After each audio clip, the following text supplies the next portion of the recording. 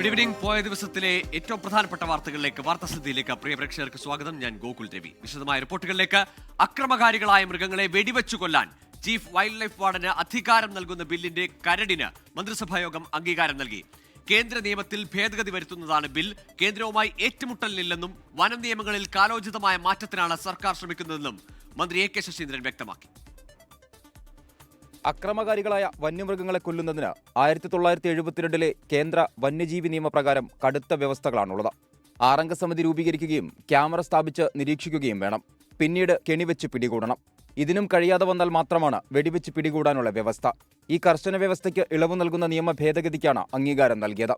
ഇതുപ്രകാരം മനുഷ്യജീവന് ഒരു മൃഗം അപകടം വരുത്തുന്നുവെന്ന വിവരം ജില്ലാ കലക്ടറോ വനം വകുപ്പിലെ ഉദ്യോഗസ്ഥരോ CCF അറിയിക്കണം. ഇതോടെ മൃഗത്തെ വെടിവെച്ചു കൊല്ലാനുള്ള ഉത്തരവ് ചീഫ് വൈൽഡ് ലൈഫ് വാർഡന് ഇറക്കാനാകും. കേന്ദ്ര നിയമത്തിലെ 11-ാം വകുപ്പ് പ്രകാരം ഇപ്പോൾ അനുവദിച്ചിട്ടുള്ള ഇളവുകൾ, അധികാരങ്ങൾ അതാത് സന്ദർഭങ്ങളിൽ ഉപയോഗിക്കാൻ സംസ്ഥാനങ്ങൾക്ക് പ്രത്യേകമായ തീരുമാനമെടുക്കാനുള്ള അവകാശം വേണമെന്ന് പറഞ്ഞു. നിയമസഭ ബില്ലിന് അംഗീകാരം നൽകിയാലും കേന്ദ്ര നിയമത്തിൽ ഭേദഗതി വരുത്തുന്നതിനാൽ രാഷ്ട്രപതിയുടെ അനുമതി വേണ്ടിവരും. തിരഞ്ഞെടുപ്പ് കൂടി മുന്നിൽ കണ്ടാണ് നിയമ ഭേദഗതിയുമായി സർക്കാർ എത്തിയത്. സ്വകാര്യ ഭൂമിയിലെ ചന്ദനം മുറിക്കാൻ അനുമതി നൽകുന്ന വനം നിയമ ഭേദഗതിക്കും മന്ത്രിസഭായോഗം അംഗീകാരം നൽകി. വനം വകുപ്പിന്റെ അനുമതിയോടെ ചന്ദനമരം മുറിച്ചു നീക്കാമെന്നാണ് വ്യവസ്ഥ. കൂടിയാലോചനയ്ക്ക് ശേഷമായിരിക്കും ഇക്കോ ടൂറിസം ബോർഡ് ബില്ല് മന്ത്രിസഭായോഗത്തിന് മുന്നിലെത്തുക. 24 തിരുവനന്തപുരം. വയനാട് കോൺഗ്രസിനെ പ്രതിരോധത്തിലാക്കി DCC മുൻ ട്രഷറർ NM വിജയന്റെ മരുമകൾ പത്മജയുടെ ആത്മഹത്യാശ്രമം. കുറച്ച് വ്യക്തികൾ ചേർന്ന് തങ്ങളെയും പാർട്ടിയെയും നശിപ്പിച്ചുവെന്നും കോൺഗ്രസിൽ ഇനി വിശ്വാസമില്ലെന്നും പത്മജ പറഞ്ഞു.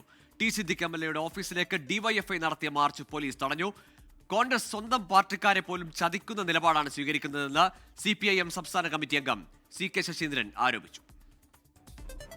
ഇന്നുച്ചയ്ക്ക് 1 മണിയോടെയാണ് പത്മജ കൈഞ്ഞരമ്പ് മുറിച്ച് ആത്മഹത്യക്ക് ശ്രമിച്ചത്. കോൺഗ്രസിനെതിരെ കുറിപ്പെഴുതി വെച്ചാണ് പത്മജ ആത്മഹത്യക്ക് ശ്രമിച്ചത്. കോൺഗ്രസ് നേതൃത്വത്തിനെതിരായ രൂക്ഷ വിമർശനം പത്മജ ആവർത്തിച്ചു. കുറച്ച് വ്യക്തികൾ ചേർന്ന് ഒരു പാർട്ടിയെ നശിപ്പിച്ചു, ഞങ്ങളുടെ ജീവിതം നശിപ്പിച്ചു. ഇനി ഈ പാർട്ടിയിൽ ഞാൻ വിശ്വസിക്കില്ല. അവരെടുത്ത് ഞാൻ പറഞ്ഞല്ലോ, ഞങ്ങളെ പട്ടയം അവരെടുത്ത് തന്നേ പറ്റുള്ളൂ. അത് ഞങ്ങൾക്കുള്ള അവകാശമാണ്, അവരുടെ ഔദാര്യമല്ല. മുൻ MLA CK ശശീന്ദ്രന്റെ നേതൃത്വത്തിൽ LDF സംഘം പത്മജയെ സന്ദർശിച്ചു. വയനാട്ടിലെ കോൺഗ്രസ് വലിയ ഒരു തട്ടിപ്പുകാരുടെയും വെട്ടിപ്പുകാരുടെയും അധോലോക സംഘത്തിൻ്റെയും റിയൽ എസ്റ്റേറ്റുകാരുടെയും നേതൃത്വത്തിലായിപ്പോയി. എല്ലാവരും പരസ്പരം കാശുണ്ടാക്കാൻ വേണ്ടി വെട്ടിപ്പിടിച്ച് കാശുണ്ടാക്കുകയാണ് രാഷ്ട്രീയ പ്രവർത്തനം. ആശുപത്രിയിലെത്തിയ BJP ജില്ലാ പ്രസിഡന്റ് പ്രശാന്ത് മലവയൽ കോൺഗ്രസിനെതിരെ രൂക്ഷ വിമർശനമാണ് ഉന്നയിച്ചത്. DYFI പ്രവർത്തകർ ടി സിദ്ദിഖ് MLA ഓഫീസിലേക്ക് മാർച്ച് നടത്തി. 24 വയനാട്. ഇപ്പോൾ ടി സിദ്ദിഖ് MLA മാധ്യമങ്ങളെ കാണുന്നു. തത്സമയം. ചതിച്ചിട്ടില്ല, ചതിക്കാൻ വേണ്ടി ആലോചിച്ചിട്ടില്ല, അങ്ങനെ ഒരു ധാരണ പരത്തുന്നത് ഉചിതമല്ല. പാർട്ടി ആ കുടുംബത്തിന്റെ കൂടെ വളരെ കൃത്യമായി നിലപാട് സ്വീകരിച്ച് എല്ലാ കാര്യത്തിലും, ഹോസ്പിറ്റലായ സമയത്ത്, മറ്റുള്ള കാര്യത്തിൽ, ഇതൊന്നും പറയാൻ വിചാരിച്ചല്ല. ഞാൻ നിങ്ങളോട് ആരോടെങ്കിലും പറഞ്ഞു. ഇപ്പൊ എന്റെ ഓഫീസ് ആക്രമിച്ച പശ്ചാത്തലത്തിൽ മാത്രമാണ് ഇത് പറയേണ്ടി വന്നത്. അല്ലെങ്കിൽ ഞാൻ പറയില്ല. നമുക്കൊക്കെ സ്വകാര്യമായിട്ടുള്ള എന്തൊക്കെ വേദനകളുണ്ടോ പലർക്കും, ആ വേദനകളെല്ലാം വിളിച്ചു പറയാനുള്ളതല്ല. അതിൽ വളരെ കൃത്യമായിട്ടുള്ള ബോധ്യമുണ്ട്. പക്ഷെ ഓഫീസ് ആക്രമിച്ചു എന്ന് പറയുമ്പോൾ അതൊരു ഘട്ടം കടന്ന രാഷ്ട്രീയപരമായിട്ടുള്ള ഒരു ഓപ്പറേഷനാണ്. അപ്പോ പറയേണ്ടി വരികയാണ്. ഇത് CPM-ഉം DYFI-യും ആണ് ഈ പത്രസമ്മേളനത്തിന് മുഴുവൻ ഉത്തരവാദിത്വം. അവരാണിത് പറയിപ്പിച്ചതും വഷളാക്കുന്നതും. അതിൽ രാഷ്ട്രീയ നേട്ടമാണ് അവർക്ക്. ഞങ്ങൾക്കിത് രാഷ്ട്രീയമല്ല, ഞങ്ങൾക്കൊരു കുടുംബത്തിന്റെ പ്രശ്നമാണ്.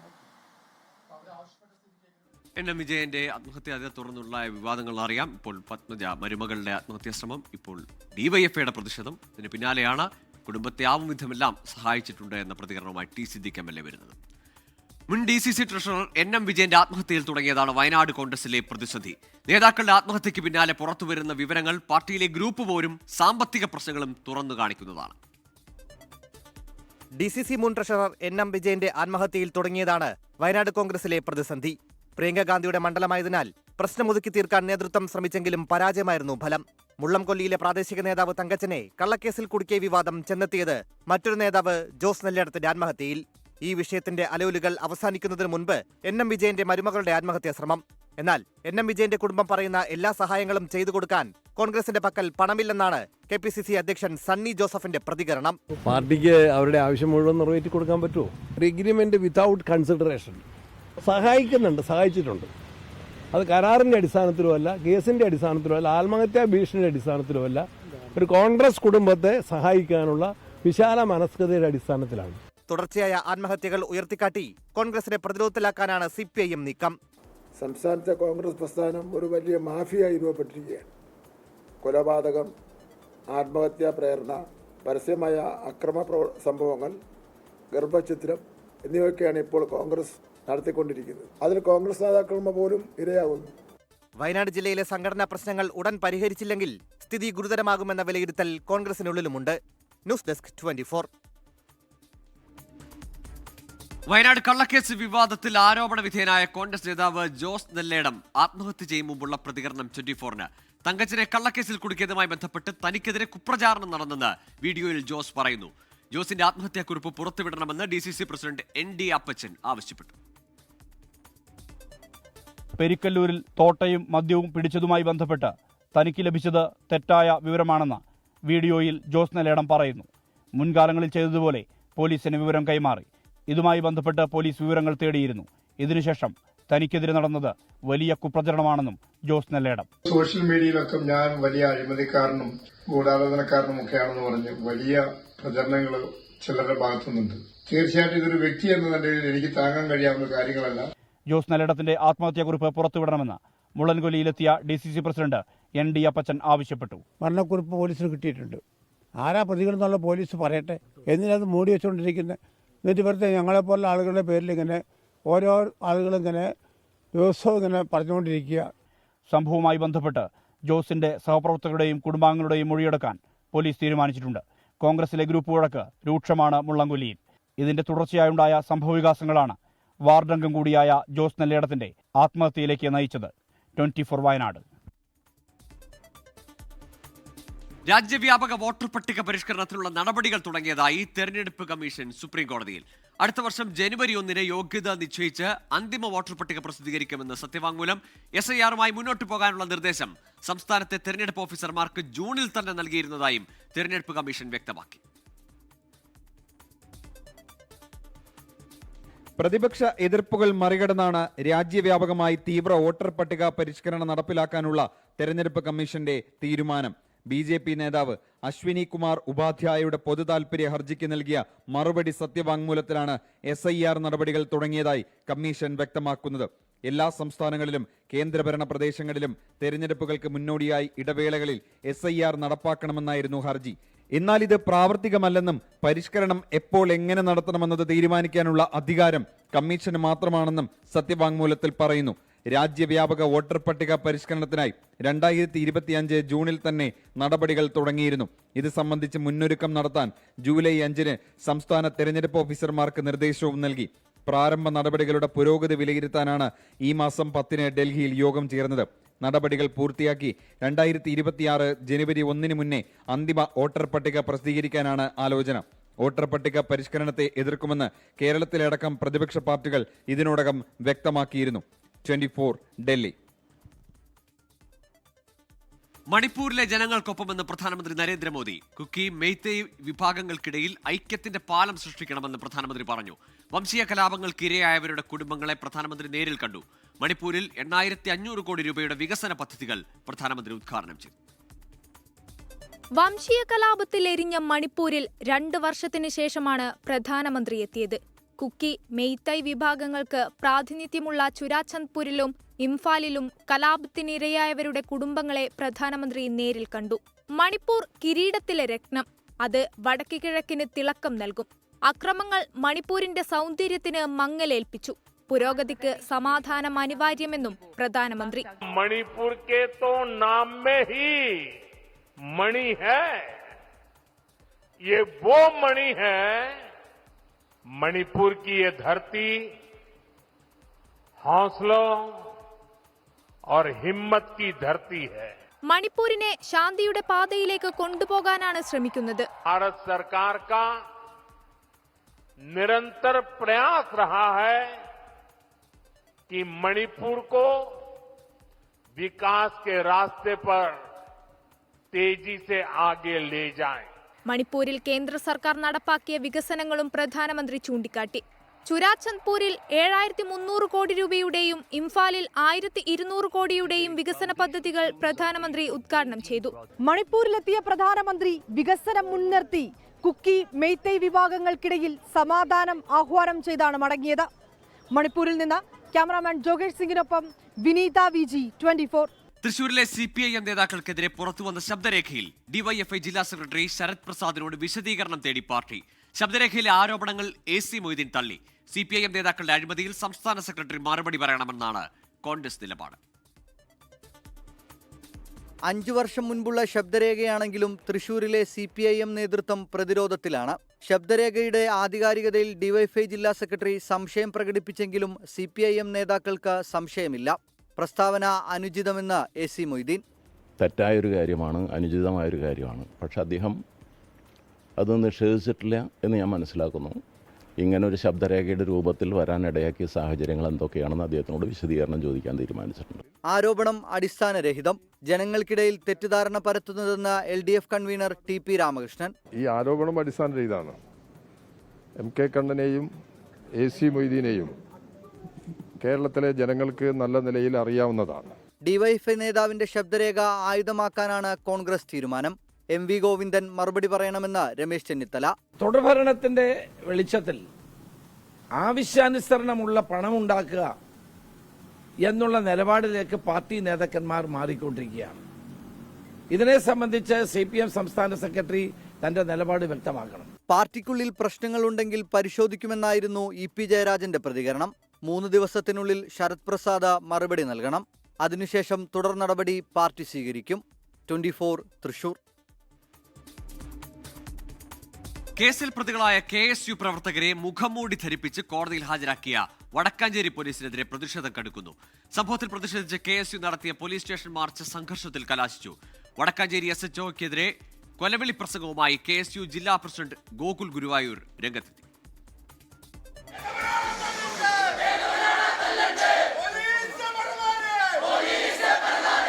ആഭ്യന്തരമന്ത്രിക്കും SHO ഷാജഹാനുമെതിരെ അസഭ്യവർഷത്തോടെയാണ് KSU സമരം ആരംഭിച്ചത്.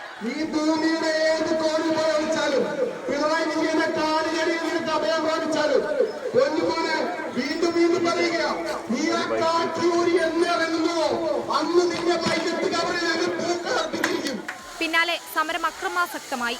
ആദ്യം ജലപീരങ്കിയും പിന്നീട് കണ്ണീർ വാതകവും പോലീസ് പ്രയോഗിച്ചു.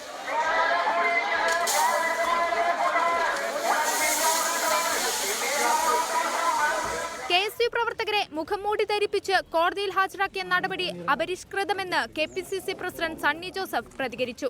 മാർക്സിസ്റ്റ് പാർട്ടിയുടെ പ്രീതിക്ക് വേണ്ടിയാണ്, അവരുടെ അജ്ഞാനുവർത്തികൾ എന്ന നിലയിലാണ് ഇന്നലെ വടക്കാഞ്ചേരി പോലീസ് ഈ ക്രമരഹിതമായ, നിയമവിരുദ്ധമായ, കിരാതമായ നടപടി നടത്തിയിട്ടുള്ളത്. വരും ദിവസങ്ങളിലും പോലീസിനെതിരെ പ്രതിഷേധം തുടരാനാണ് കോൺഗ്രസ് തീരുമാനം. തിങ്കളാഴ്ച തൃശൂരിൽ പ്രതിഷേധ മാർച്ച് തീരുമാനിച്ചിട്ടുണ്ട്. 24 കൊച്ചി. ഹൈക്കോടതി ഉത്തരവിന് പിന്നാലെ കൂടൽമാണിക്യം ക്ഷേത്രത്തിലെ കഴകം തസ്തികയിലേക്ക് ചേർത്തല സ്വദേശി KS അനുരാഗിന് നിയമന ഉത്തരവ് നൽകി ദേവസ്വം ബോർഡ്. നിയമനം ചർച്ച ചെയ്യാനായി ചേർന്ന യോഗത്തിൽ നിന്ന് തന്ത്രി പ്രതിനിധി വിട്ടുനിന്നു. ഇന്ന് ചേർന്ന ദേവസ്വം ബോർഡ് യോഗത്തിൽ പങ്കെടുത്തവർ ഐക്യകണ്ഠേനയാണ് തീരുമാനമെടുത്തത്. 15 ദിവസത്തിനുള്ളിൽ ജോലിയിൽ പ്രവേശിക്കണമെന്ന നിർദ്ദേശത്തോടെ അനുരാഗിന് നിയമന ഉത്തരവ് നൽകി. രേഖാമൂലം അറിയിപ്പ് നൽകിയിട്ടും യോഗത്തിൽ തന്ത്രി പ്രതിനിധി പങ്കെടുത്തില്ല. ആദ്യം നിയമനം നടത്തിയത് തിരുവനന്തപുരം ആലിനാട് സ്വദേശിയായ ഈഴവ സമുദായാംഗമായ ബാലുവിനെയാണ്. തന്ത്രി കുടുംബം ബാലുവിന്റെ നിയമനം വലിയ വിവാദമാക്കി. പിന്നാലെ ബാലു രാജിവെച്ചു. ഇതിനുശേഷമാണ് അനുരാഗിന് നറുക്കുവീണത്. നിയമനം ചോദ്യം ചെയ്ത് തന്ത്രി കുടുംബം ഹൈക്കോടതിയെ സമീപിച്ചെങ്കിലും തിരിച്ചടി നേരിട്ടു. 24 കൊച്ചി. സൈബർ ആക്രമണങ്ങളിലും അപകീർത്തികരമായ പരാമർശങ്ങളിലും കേസെടുക്കണമെന്നാവശ്യപ്പെട്ട് നടി റിനി ആൻഡ് ജോർജ് മുഖ്യമന്ത്രിക്ക് പരാതി നൽകി. രാഹുൽ ഈശ്വർ അടക്കമുള്ളവർക്കെതിരെയാണ് പരാതി. വിവിധ ഓൺലൈൻ ചാനലുകളുടെ ലിങ്കുകൾ അടക്കമാണ് പരാതി നൽകിയത്. തനിക്കെതിരെ നടക്കുന്നത് പെയ്ഡ് ആക്രമണമെന്നും ഇതിന് പിന്നിൽ പ്രവർത്തിക്കുന്നവരെ കണ്ടെത്തണമെന്നും റിനി ആൻഡ് ജോർജ് ആവശ്യപ്പെട്ടു. ആർക്കാണോ അത് കൊള്ളുന്നത് അവർക്ക് പൊള്ളുന്നത് കൊണ്ടാണല്ലോ ഇങ്ങനെ പെയ്ഡായി കൂട്ട ആക്രമണം നടത്തുന്നത്. ആരോപണ വിധേയനല്ല, ആരാണെങ്കിലും ഇതിന്റെ പിന്നിൽ പ്രവർത്തിക്കുന്ന ആരാണെങ്കിലും ഒരു പെയ്ഡ് രീതിയിൽ തന്നെയാണെന്നാണ് ഞാൻ വിശ്വസിക്കുന്നത്. ഇതിപ്പോ കമന്റ് ഇടുന്നവരെയും ഈ വീഡിയോ ചെയ്യുന്നവരെയും മാത്രമല്ല, അതിന്റെ പുറകിൽ പ്രവർത്തിക്കുന്ന ശക്തികളെയും കൂടി, അതിന് ചരട് വലിക്കുന്ന ചില ശക്തികളുണ്ട്, അവരെയും കൂടി നിയമത്തിന്റെ മുന്നിലേക്ക് കൊണ്ടുവരണം. അവർക്ക് വേണ്ട വിധത്തിലുള്ള, അവർക്കെതിരെയുള്ള നടപടികൾ സ്വീകരിക്കണം. തിരുച്ചിറപ്പള്ളിയെ ഇളക്കിമറിച്ച് തമിഴക വെട്രിക്കഴകം അധ്യക്ഷൻ വിജയ്യുടെ തമിഴ്നാട് പര്യടനത്തിന് തുടക്കമായി. DMK-യുടെ തെരഞ്ഞെടുപ്പ് വാഗ്ദാനങ്ങളിൽ ഭൂരിഭാഗവും നടപ്പിലാക്കിയിട്ടില്ലെന്ന് വിജയ് വിമർശിച്ചു.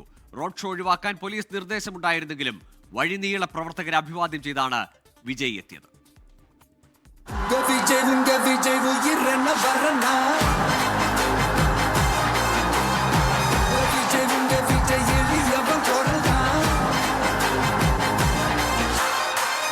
റോഡ് ഷോ വേണ്ടെന്ന് പോലീസ്, ജനങ്ങളെ കണ്ടേ വരികയുള്ളൂ എന്ന് വിജയ്.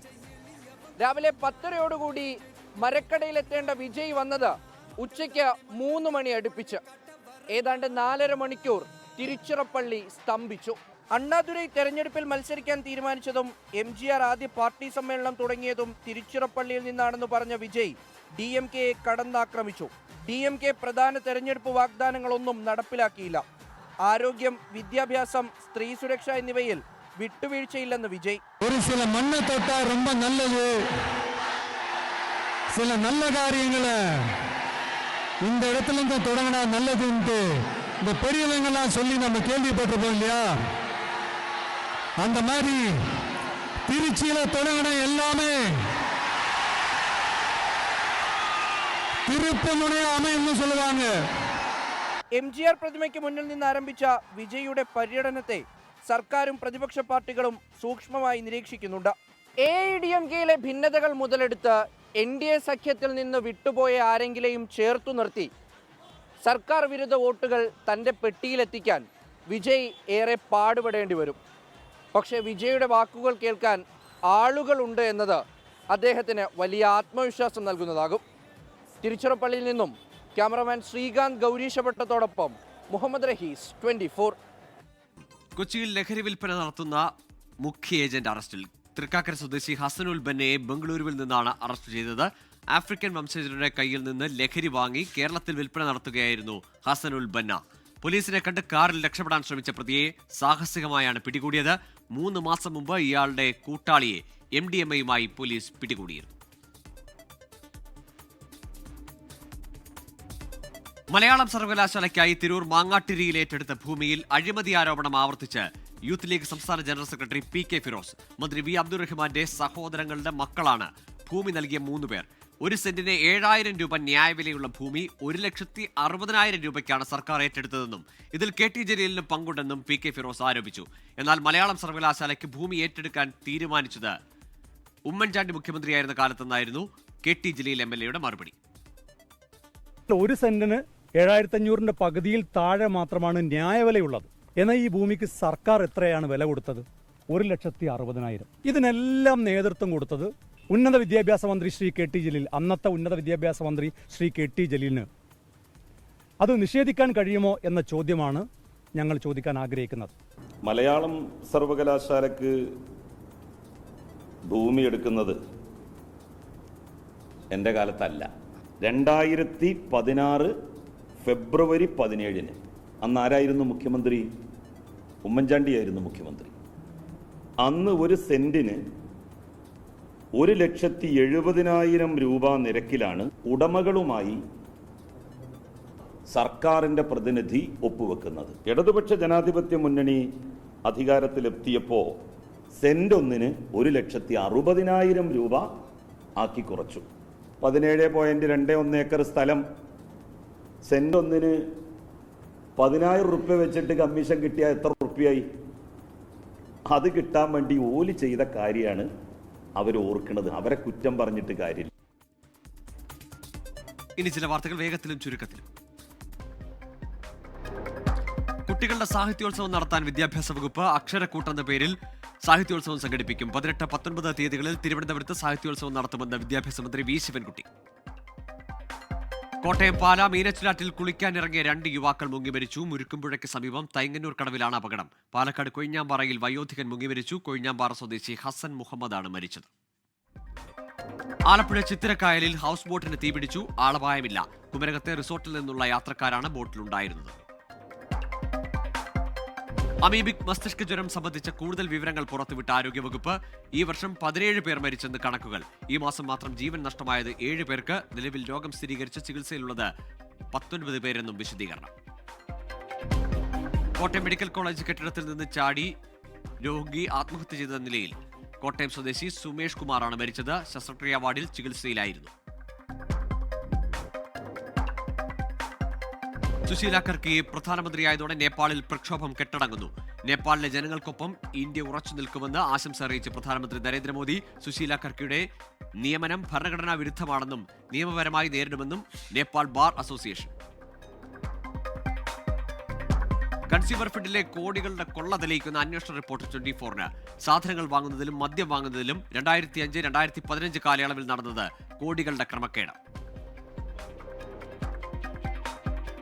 തിരുവനന്തപുരത്ത് ഷെയർ മാർക്കറ്റിൽ നിന്ന് ഇരട്ടി ലാഭം വാഗ്ദാനം ചെയ്ത് പോലീസ് ഉദ്യോഗസ്ഥൻ 1.5 കോടി രൂപ തട്ടിയെടുത്തതായി പരാതി. ബാലരാമപുരം സ്വദേശിയായ CPO രവിശങ്കറിനെതിരെയാണ് പരാതി. ഇപ്പോഴത്തെ കാലാവസ്ഥ.